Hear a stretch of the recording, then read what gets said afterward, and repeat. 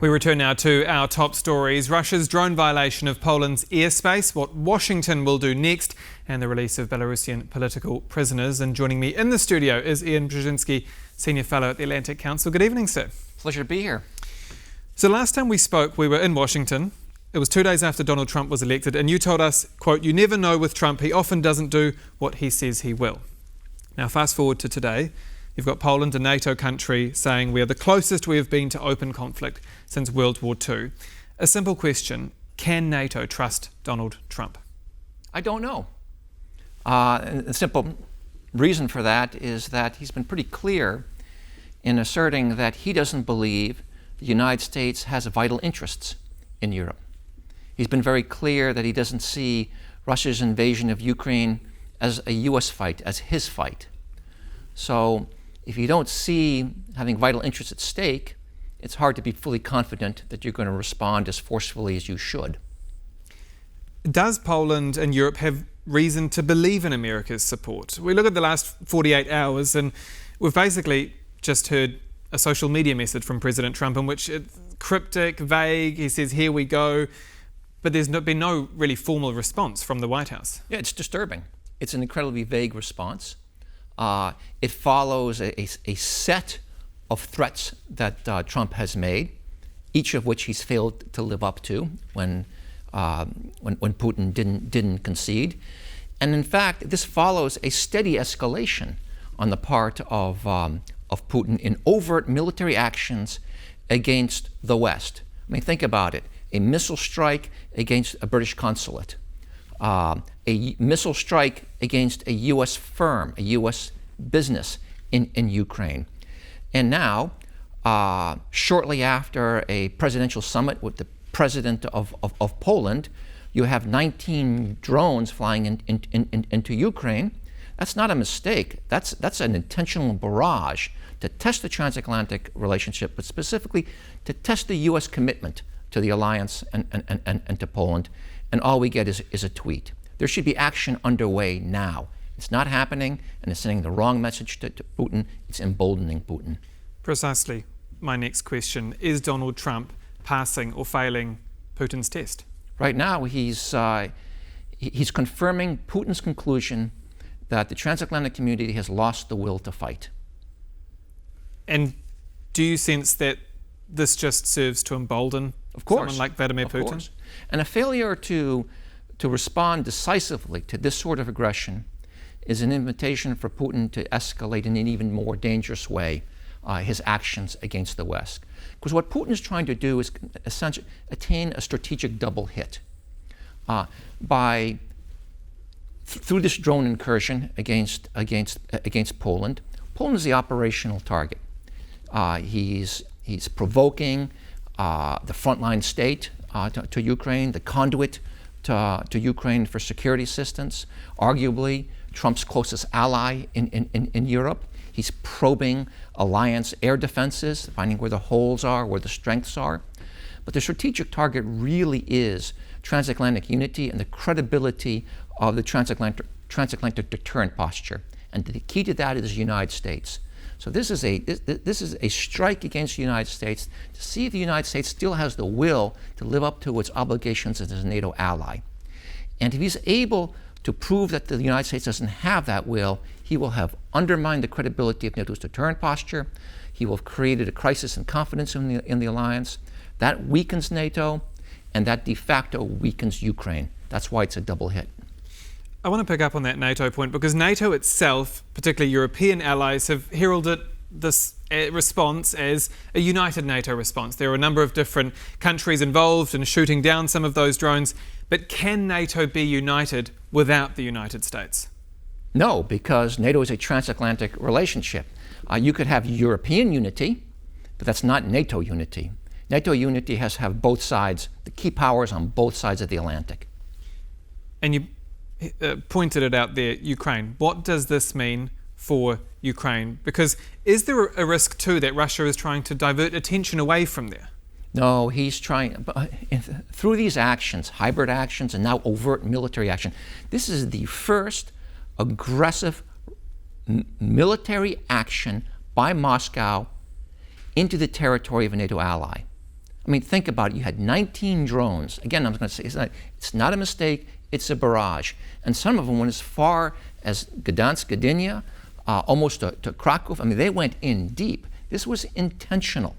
And what he's trying to do is not only is he, by fracturing the alliance, by creating a crisis of confidence in the alliance, he's trying to signal to Ukraine, you're on your own. You're weak. You cannot endure this. So this is part of a strategy to defeat Ukraine. What does this say, too, about Poland's relationship with Washington? Because Karol Nawrocki, the Polish president, was just there in the White House with Donald Trump, and Donald Trump talked about standing with Warsaw all the way. Yep. Is that true? It's a blatant test of it, and right now we're not passing that test. So what is... I mean, passing that test is easy to do in light of the alliances. The U.S. is overmatched in power when it comes to Russia. I mean, it would take a snap of a finger. It would take a little leadership from President Trump to all of a sudden get the transatlantic community to impose massive, body-slamming economic sanctions to shut down Russia's war economy, its ability to economically sustain this invasion of Ukraine. The Europeans are cocked up and ready to do that. They're just looking for the United States. It wouldn't take much for the United States to lead an effort to reinforce the eastern frontier of NATO, including Poland and the Baltics. We could move forces from Germany into Poland. We should be moving a brigade in right now with offensive and defensive capability. You would have the Germans, the French, and others follow. We ought to be stepping up our security assistance to Ukraine. Trump, in a heartbeat, could immediately transfer weapons to Ukraine paid for by the United States, which would be a profound reversal of his own policies, a reversal that would resonate across the Kremlin. We ought to be stepping up our information operations against Putin. I mean, think it's just about weaponizing the power of the truth to let the Russian people know what Putin's doing to their soldiers, the atrocities they're committing in Ukraine, the corruption of his regime. That would be kind of the muscle movement that's long overdue to convince Putin that correlations of forces before him have changed and that he can't win this war, and even more so, the territorial gains he's made would be put at risk. Then all of a sudden you'll see Putin coming to the negotiating table. He'll be the one asking for the ceasefire. We just have to demonstrate the political will to take those steps. You mentioned sanctions, brings me to a comment Vice President J.D. Vance made this week. He said, quote, Trump doesn't see any reason why we should economically isolate Russia except for the continuation of the conflict. Much has been made of that. Does that concern you? Yeah. I mean, think about it. You know, you asked in the beginning, why isn't Trump doing more? Why is he hesitating? Well, one, he doesn't see vital interests at stake, at play in this war in Europe, which is very different from all past presidents. And then second, he continues to harbor hopes that he can have a sort of a reset with Russia for two goals: to access Russian oil, natural resources, critical minerals, and a naive hope that he can pull Russia away from China. It's strategically naive, it's short-sighted, because Europe continues today to be America's, the United States, most important set of allies. It's where our most important trading relationship is. It's where our most important economic relationship is. It's where our most committed and militarily capable allies are. This is the region in the world that works with the United States to protect shared interests globally. To trade that off for a relationship with Putin, well, that would be an economic setback. That would be a military setback. It would be a moral setback. It would be a shattering of our moral credibility. While I have you on Belarus, we've seen Belarus today release political prisoners after negotiating with America, but in exchange for sanctions being lifted on the national airline. Is Washington doing deals over the heads of Warsaw in favour of the Lukashenko regime?